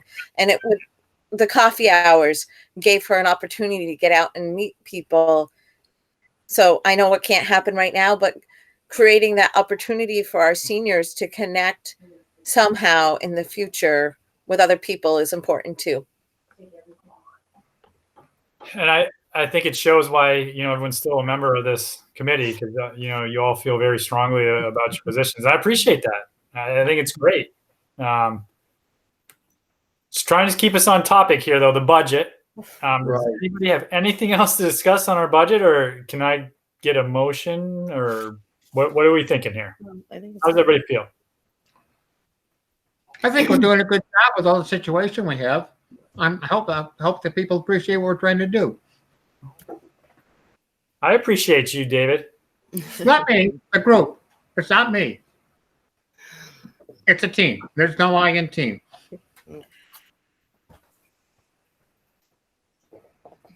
So what do we need for this budget?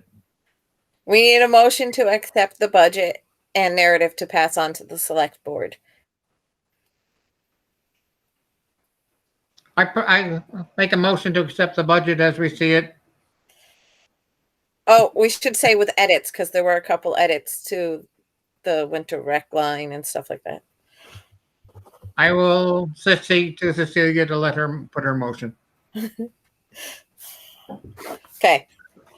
I'll make a motion to accept the budget and narrative as revised tonight.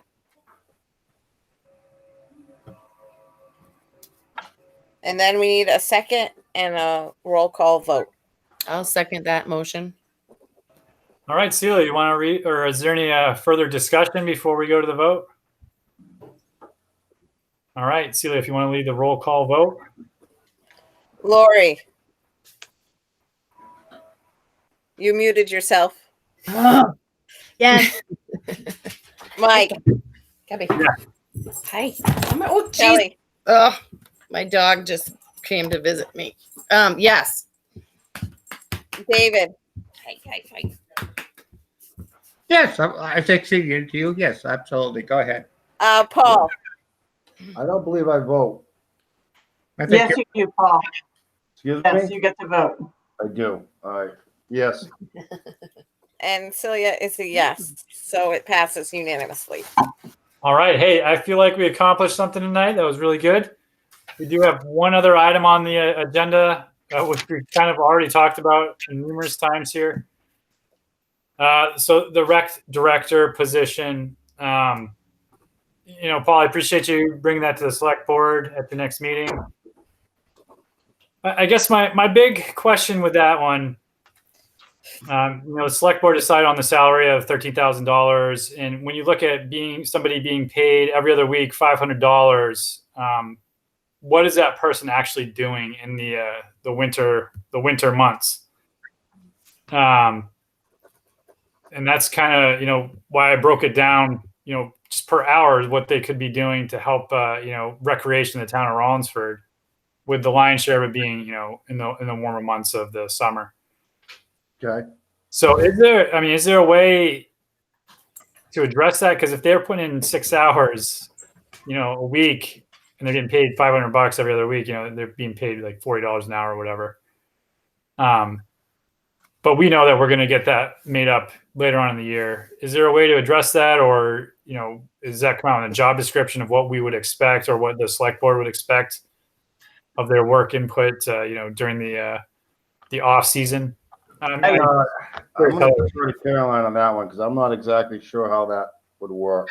So I think it's important to have a conversation with the select board about what you think this position is going to be, how many hours a week doing what exactly, and when it would start. And, for example, if it doesn't start until April, then that $13,000 could presumably be more annually, and maybe the $13,000 is just prorated, right?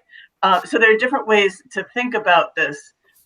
Just remember that the money being there doesn't mean that is not the same as an authorization to spend it. So you still have to define this position, and the select board they'll make the ultimate decision based on your recommendation about what this position is, what are its duties, and the number of hours a week for what rate. So if there's not enough work at first to justify $500, then I would certainly expect this committee to suggest what is the scope of work for this job and what is a more appropriate pay rate and expected number of hours. And I think that's what, that was my initial, stab at this, was to try and explain something, not that this is anything accurate or, what we have finally decided on, but. Wait, be quiet. Can everybody see that table that I put up there? Yep. I mean, I really think, somewhere around there, it gives you an idea of, at least if you just look at the trends, less hours, January, February, March, April, and ramping up into May. So I don't know how that works. If we look at, I think we were talking somewhere around the $18, $20 an hour is what we thought, as a committee we had suggested. That totals, down there. So you're still, if you can manage to pay them, on an hourly rate, and I guess that's still where I'm confused between the salary and the hourly, how that would actually translate. So I get it, the 13,000, you're not just going to give that money to them. So how would that be managed by the select board? That's a really great question, and there's not really a clear and easy way to do that. So on the one hand, if you pay somebody a salary, then they are responsible for the job duties within a certain time frame. We expect that you're going to be able to accomplish A through G every week, and we're going to pay you this amount to do that. And we believe that it's only going to take you about this number of hours. So we expect it'll take 8 hours, but if it takes you 9, then you're going to work 9 for no additional pay because it's a salary. If you pay them an hourly wage, then you have, on the one hand, more control over what you're paying them for this week because they're only getting paid for the hours they're actually working. It's not as helpful for times when there are extra meetings to attend and or extra trainings or other duties that, the administrivia part of the job maybe becomes more burdensome and it's more than what you're budgeting for that time. But there's also, this other kind of elephant in the room about who's keeping track of, there are lots of logistical things about this job that we haven't really been talking about, like where does this person work? And, it's in the job description that person would report to the town administrator, but what, we need to define what are the job duties every week and keep track of, like, getting a sense of, we budgeted for 6 hours in January, but is that really what makes sense? So, with a salary, they're getting paid for that whether or not they're working it. Whereas if it's hourly, then they're only getting paid for what they work. So the hourly allows you, I think, better control and flexibility with the schedule you present. But, on the other hand, like I said, when there's extra stuff, you may end up going over. Go ahead, David. Okay, I'm sorry. I amended I added to your spreadsheet, which I like your spreadsheet. So I added something where we could go week by week, how many hours. So I think we might have the possibility using that is to say, okay, we think if you spend this much time in this week and so much time in this week, you can go. And so I think we have to define goals.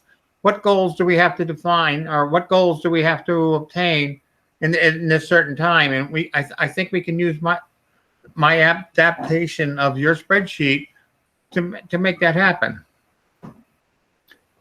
I think, what I was leaning towards and what it sounds like David is as well, is, recommending that they're an hourly employee instead of a salary. I don't know if that's possible to change it. Because, really, I think that would, allow us to have the more control and the flexibility of what we're expecting out of that person, because we don't need them for 40 hours a week in January, but, maybe we do need them for 40 hours a week in August and July and August. I think that's the problem we run into is, depending on how we want to handle, once the camp is actually running, who do we want there and who do we want to have the ultimate responsibility? I mean, if the camp director has the ultimate responsibility and they're only scheduled for so many hours, and all of a sudden something really bad God forbid, something really bad goes down, we have to bring in, the assistants there. It is he, she, it, whatever. Are they going to have to call in the director, the senior director, to say, okay, whoops, this is what we got to do? I think there's a little level there that we're missing. Celia, it looked like you were going to jump in there. Did you want to say something? Yeah, I mean, we've had many conversations in the past with the ex officio, Caroline, and the select board about the discrepancy in pay of town employees that are already in positions versus what we're hiring the rec director for. So I'm advocating, like Mike and David, for an hourly wage versus a salary. So it's not so disproportionate. Like Mike said, if you break it down, it could be 40 hours a week. And we've already heard that we could get retaliation from other town employees who are not making that much wage, and they've had longevity and so forth with the town. And then I think we need to sit down and look. My second point was we need to sit down and look at the list Kelly gave us at the last meeting about some of the things that, like Road to Camp Raleigh and stuff, and decide which ones of those things we want to pass off onto the rec director, or what of those options we want to keep for ourselves as a committee. That would help set up goals. That is a great point. Caroline, looks like you're raising your hand. Thank you. I just wanted to go back to what David was talking about with how many hours a week and what are our goals and expectations for that time. Select Board has approved the job description with the duties on there and the amount of money on there. That's not to say that they wouldn't consider revising it, but I think you need to just keep that in mind, that you're suggesting a revision to something that already exists potentially. But whether you want a revision to that or not, I think this conversation is really important about what does the rec committee want in an hourly way, like you have in a spreadsheet here, and what are the goals and outcomes that are tied to these hours, so that the select board understands your intent and either agrees with that and supports that, or else not. But there needs to be more of a discussion, I think, between rec and the select board about this position and what are the responsibilities and outcomes. So I guess I'm saying start with the job description and what the job description says, so that you can be specific about your recommendations for how it should be changed, if that's where you think you're going. I was just trying to make up a spreadsheet that would allow you to do that, saying, okay, you can change all the hours by a week through the whole year. And you can say, okay, at the beginning of the year, okay, you're going to be working maybe an hour, maybe 2 hours, whatever you're going to do. You go through and it gives you a number at the end of the line, and you can say, okay, how do we need to maneuver these numbers, or where do we think we need more time spent to come up with a number that we have to come up with and keep us happy with the select board. That was my only goal. No, I think it's. I thought it was a great input, David. Your spreadsheet was welcomed.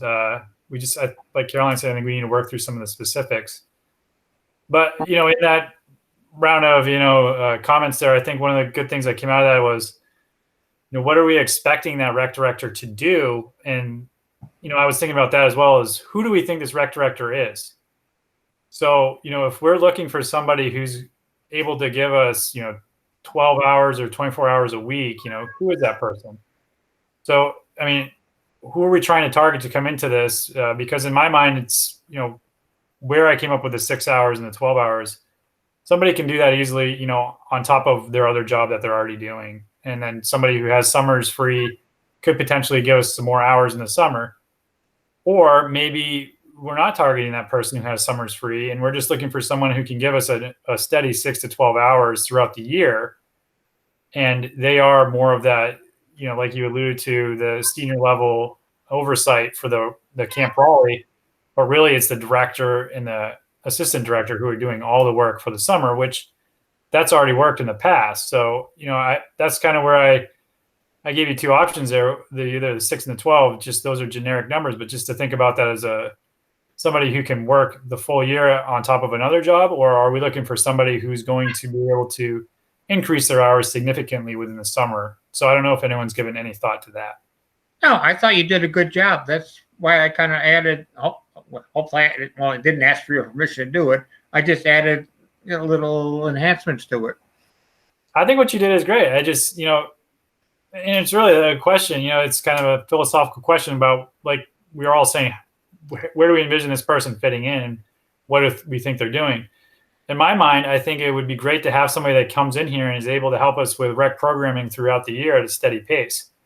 They help us get all the prep work done in the winter for Camp Raleigh, and then they were there and they did all that background work, and they're there to help to see it through. But yeah, it's really the Camp Raleigh director who is the one running the program in the summer, and they have that other piece of oversight just to help them with the administrative part of it. But really, maybe they're not putting in many more hours in the summer. I think you're right. I think at the beginning there's going to be a lead in. I mean, I know every time I've been sent to a different company to do whatever I got to do, there was what do you want to call it, like a learning curve. So all of a sudden, it took so much. It took me maybe 3 weeks to get into the system and know, what everybody wants and what the expectations are and who's doing what. That's kind of why I tried to make the spreadsheet, so we had the capability of saying, okay, there's a learning curve. Once you get past this point, then we expect you came in with these qualifications. We're expecting you to do this and this and this and this. That's where my head was at. And after that, I'm going mute. I think David brings up a good point that we're going to have a learning curve and maybe some heavy work in the beginning, like making sure that they know like Camp Raleigh and learning about that and getting on board with registration and stuff. But then come summer, depending on whether the person's going to, how involved they are, will be in Camp Raleigh, whether they'll be hands off or very involved, I think their jobs will shift. So I think both your models are good. But in the beginning, at least for Camp Raleigh, they're going to have a lot to catch up on. But once they're in the position for more than a year, they may not have to spend as much time on those things because they already know them. Lori, any thoughts?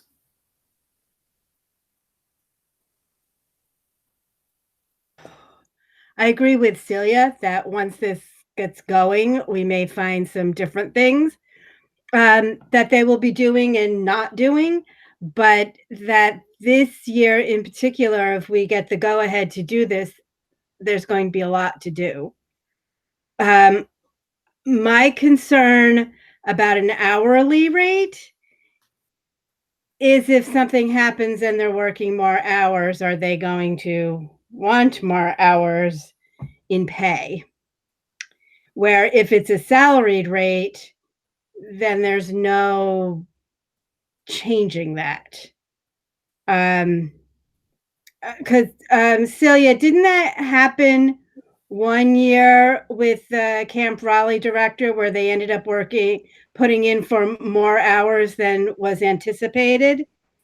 Yeah, in 2018, they did a lot more work than we had anticipated. So that's why in 2019, we went to a salaried rate versus an hourly rate, because we went severely over budget with the rec directors' salaries.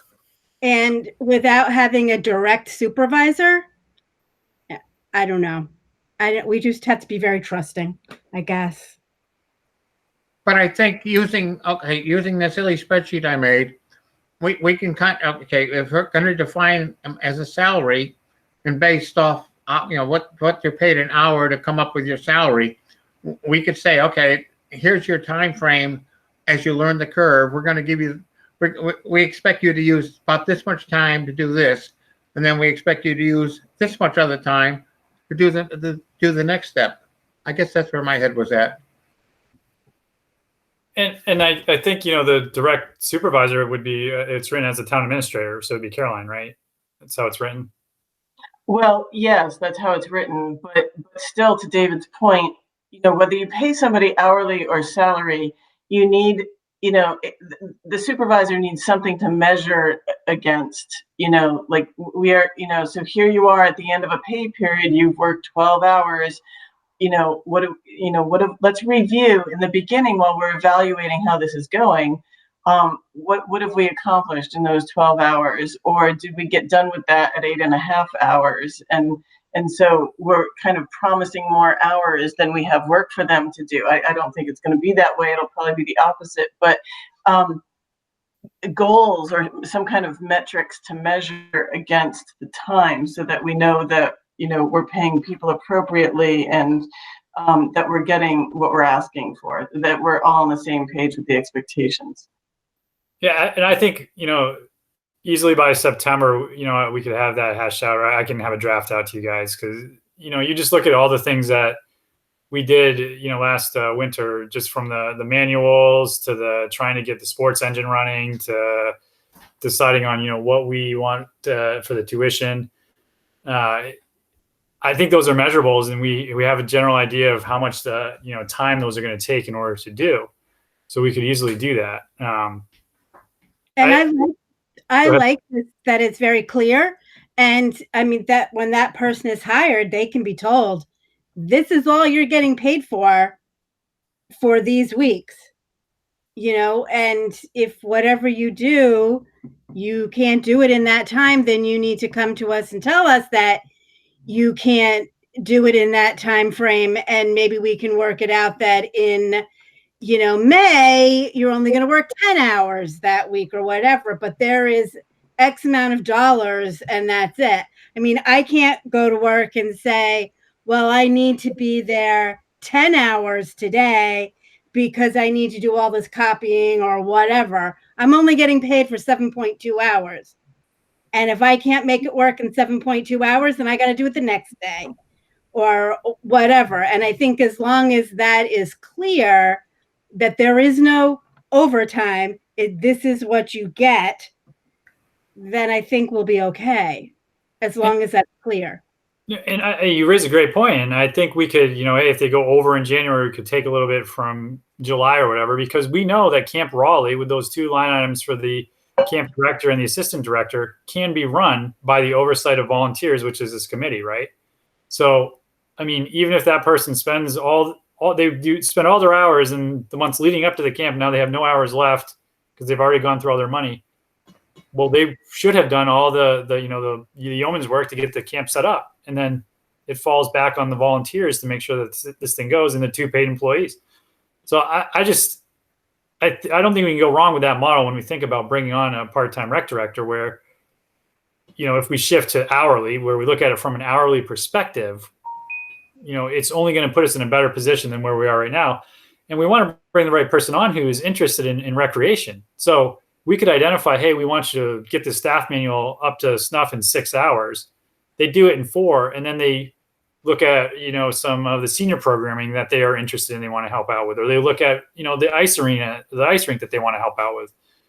So, I mean, yeah, we can give them a time frame, but again, we're looking for the person who's also going to help us to create programs and move forward. And it looks like Caroline has something to say. I'll turn it over to you. You're sensing my energy, are you? Yeah. Just something that you said that I want to clarify. It's important to keep track of the hours. You wouldn't want somebody to run out of the budgeted hours by the end of September, and you still have goals for October through December, but you've eaten through all your budget line. One would assume that this person is counting on some kind of consistent employment. So you should budget for that and restrict hours however you need to, so that you can assure that there's continuity of some sort, even if it's a roller coaster shape like you have here, whatever it is, that you have enough money to keep somebody consistently employed. It's a valid point. I was using a hyperbole there just to get your attention. It worked, so that's good. Absolutely agree with you, David. Yes. If they're a direct report to the or what do you want to call them, the committee or the town state, are they going to have to respond or be responsible to them for meeting the goals? That's a really important point, David. Absolutely. So this committee is kind of the values setting part of recreation. You decide, what you want to see, how you think it ought to be in an advisory capacity to the select board. And the select board makes those ultimate decisions, but so that position reports to the town administrator, but at the same time, that position is very much related to the goals and values set forth by the committee under the ultimate authority of the select board. So you kind of have this little triangle of conversation that would have to continue to happen. Sorry, Michael, I guess you'll be sorry I started talking again. I apologize. No, I think these are all great points. I mean, I feel like we've covered a lot of ground on this. I don't know. I hope this helps, Paul, your discussion on Monday with the select board. Does anybody else have anything, that we haven't touched on in consideration of this or thoughts going forward? I just want to clarify what you just said. So so this board, this committee's approved this budget. So Celia, when Celia makes the final edits, she can email me the budget to submit to the select board, and I will put that with the other department head budgets. But then you all will be called upon by the select board to present to the select board. So, while Paul will certainly have conversations in his board updates, I'm sure, to let the board know what's going on, you all need to decide amongst yourselves what one or two of you are going to come to a select board meeting someday to present to them. And Paul can certainly help you at that meeting, but it should be the committee, somebody or two from the committee. Yeah, no, sorry, Carolyn. I was just alluding to he said he was going to bring the conversation about the rec director, the part-time rec director hiring. Right. I got with you on the budget. Okay. I just want to make sure we're clear. All right. Yeah, I'm happy to go and present that. I don't know who else wants to go with me. If there's any. Kelly and I have done it in the past. I don't know if Kelly wants to step up and do it again or not. So She's saying it looks like she does. She looks excited. That's the excited part. I'm good. Well, we'll have to figure out when that is, right? Do we have a date for that yet? No, there are no dates set for that. Okay. So it'll depend on the date. Yeah. Okay.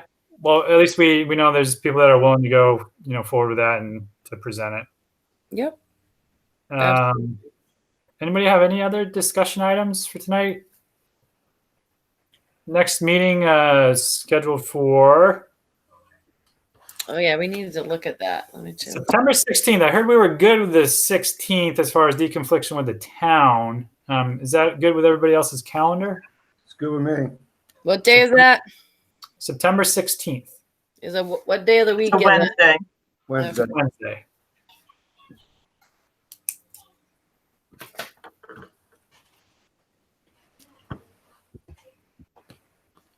Yeah, I think that should work. Is that good for you, Lori? Yeah. So far. David, you good? Celia? Okay. I know after that we'll have to probably shift off of Wednesday, it sounds like, at least for a little while. I'll put together something, a proposal there. Is a day of the week better for other people? Is a Tuesday better? Thursday? I'm game for any day. It's hard for me to tell anything. Yeah. Sorry, David, I talked over you. Mondays is not good for me. Yeah, Monday's not good? that's select board meeting stuff. I have to wait and see. I don't know what activities will be available for my kids come fall. So I can Okay. give you more information in September. Yeah. I'll check my kids and see what days are available. All right. I think that covered everything. Yeah, I think everything else we can handle in September. There's no immediate needs here. If you need anything, let me know. Anybody have any closing comments? Denise, you have anything for us? Celia had raised her hand, I think. Oh, I'm still presenting. Stop. I'm all set. Thanks for joining us, Denise. Appreciate your Okay. time. I just wanted to say I announced it, and I know Mike, David, and Kelly have it, but the camper family handbook's all done. I didn't know if Paul and Lori wanted to look at it, and I could forward it on. Sure. Yeah, and I haven't had time, Celia, to look over that yet. But Yeah, so so really, I think Mike said we could press it. Paul. yeah, my goal with that one is just to have one person looking at it at a time. So I think with David right now, okay. let's see if David had any edits. I got my microfiche film. I'm ready. I just, just because we spent a lot of time on it last year, everybody looking at different drafts and we're all on different pages. But Celia, it sounds like you did a lot of work on it. And then if David says it's good, then we can send it out to everybody, So David was really just kind of the second look there at it. And then I'm good with it going out to everybody. And we can probably talk about it at the next meeting if you're okay with that. I'm really impressed with all the work that Cecilia put into it. Yeah, I just wanted We have a different outlook on things, but I'm free. If you can condense some of my words and make it smaller, it'd be greatly appreciated. like on number 2 type, I'm ready.